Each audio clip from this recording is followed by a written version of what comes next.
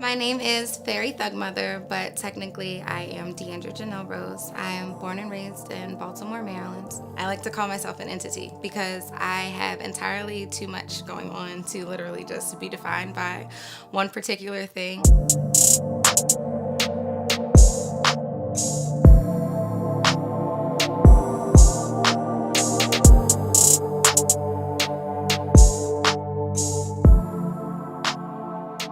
I started off as a visual artist. I've modeled pretty much since I was about 14 years old.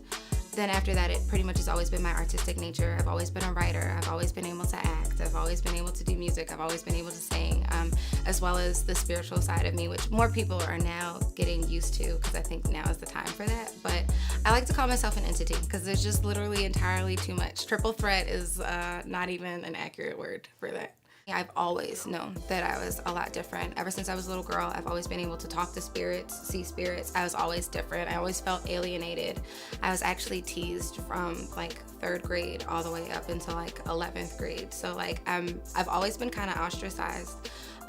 So childhood for me was like a learning experience of being comfortable with myself and completely being comfortable with myself no matter what the crowd felt about me, because the crowd never particularly embraced me. So it's interesting, now being completely and totally embraced for being who you are and being this wonderful, different person. But as a child, being different wasn't exactly the thing to be, because children and people are literally, for the most part, afraid of things that they don't understand. And I was never somebody that was really understood. When I first started, I was just doing art alone, and I had a really hard time pricing my artwork.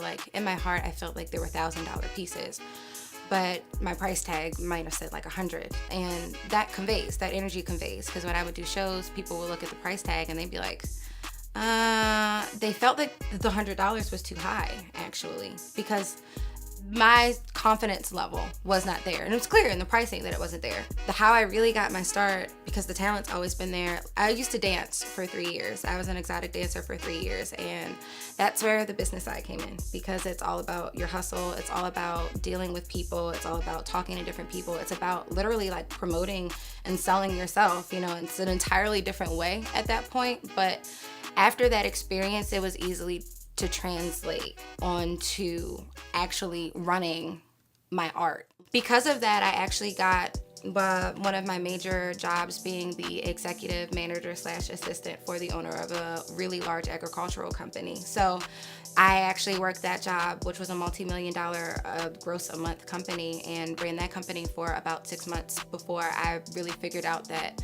I didn't want to exist in the corporate world. But knowing that I could run a $1 million company gave me a lot of the courage and the strength that I can do this for myself. If I can do this for peanut equipment, then I can do this for art. I can do this with my music. I can do this with crystals. Why can't I?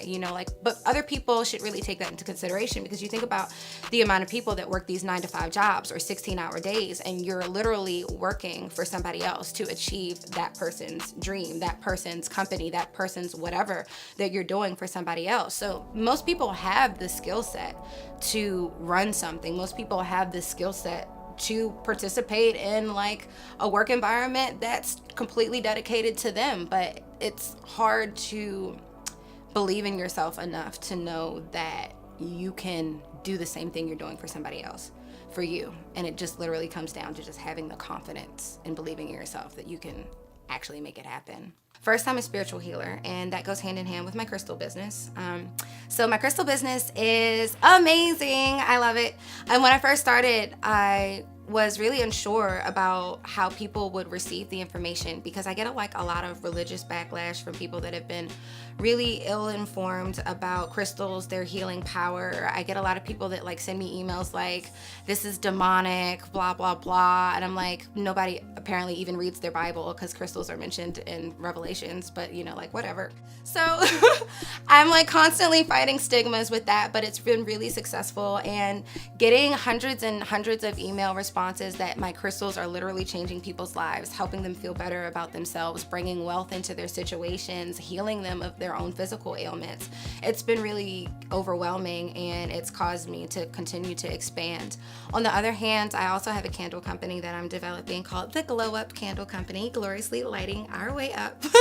It's an apothecary candle company, pretty much designed to uplift your spirits, get rid of your sadness, helping you aid in any situations that you might feel like you don't really have it, and trying to introduce people to a more homeopathic way of dealing with situations and things and stressors, because in the society that we live in, everything is like prescription this, okay? Like you need a therapist, you need a psychiatrist, and then they're gonna put you on any sort of random assortment of drugs that really don't actually help you at all. They don't make you feel better. You're walking around, most people feel like a zombie on medication, having to worry about the side effects. So getting people into the idea that you can heal yourself and giving people the tools to know that they can heal themselves.